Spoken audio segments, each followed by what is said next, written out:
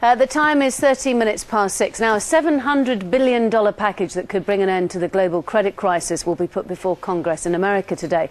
The US Treasury wants to buy debt off banks so that they'll start lending money to each other again, and that means that loans will be easier to get. Well, British banks will be able to apply for financial aid from America too. Former Wall Street trader and finance expert Ryan Mack is in New York. Thanks very much for staying up or getting up to talk to us. This is a massive rescue plan. How is it going to work?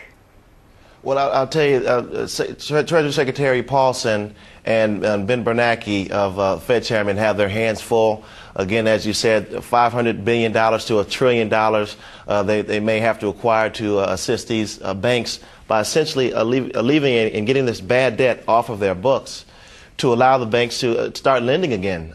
You know, a lot of taxpayers are up in arms saying that why should we use our taxpayers' dollars to support other bad decisions and poor decisions that Wall Street has made. And this is truly a time that Wall Street decisions are really affecting Main Street. But the impact of them not doing this bailout will probably be a lot worse if they did nothing and sat on their hands and allowed the free market system to play itself out. I suppose that the thing that people get annoyed about is that when you go, right, OK, we have to bail these people out. The point is we have to bail out people who were being irresponsible. And then we read in the papers today that Lehman's, one of these banks, £1.4 billion has been ring-fenced, and that's going to be paid out in bonuses, presumably to the people whose irresponsibility has led to this problem in the first place. I'll tell you what, when you look at a lot of these CEOs, from Bear Stearns to Fannie Mae and Freddie Mac, especially with Fannie Mae and Freddie Mac, these are institutions that had the implicit, not explicit, but the implicit backing of the U.S. government, and they were earning upwards of $12.4 million a year.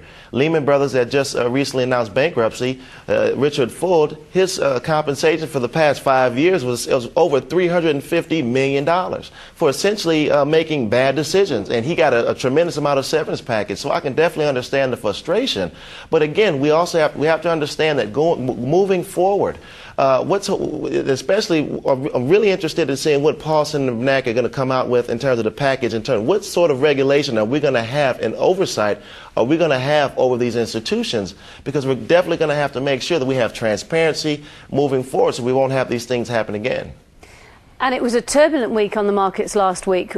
Do you think that it'll be calmer in the next few days now that this package is all there? Well, I'll tell you what, you know, I've been a trader on Wall Street for about 5 years, and I've seen bear bottoms, I've seen technical bottoms, and now we have legislative bottoms. So I really do think that there's a lot of confidence instilled within Wall Street, by just within the market as a whole, by saying that the government, U.S. government, will not let this market, will not do the same mistakes that happened in the Great Depression of 1929. So moving forward, everybody's optimistic, and we are definitely confident in the will of the American people to move this country forward again. Ryan Mack, thank you very much.